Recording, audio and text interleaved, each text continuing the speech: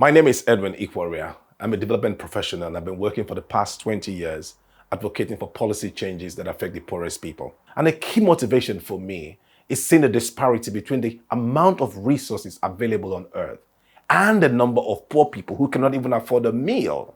And a key pillar of this motivation is the issue of transparency and accountability. Mainly because unless the right policies are in place, unless the right governance framework are in place, these huge resources remain in the hands of very few.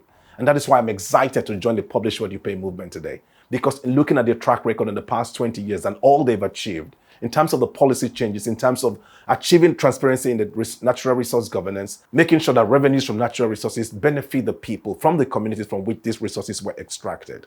Especially at a time when the world is facing so much impact from climate change, the transition is critical. The whole world right now is focused on how to move from fossil and gas-based resource into sustainable and renewable means of energy. And this requires commitment, and commitment needs to be accountable. People need to be accountable to these commitments they've made. And that is why, as a movement, we will be holding the government accountable, we will be holding the private sector accountable, we will be demanding action for this kind of commitment that they've made.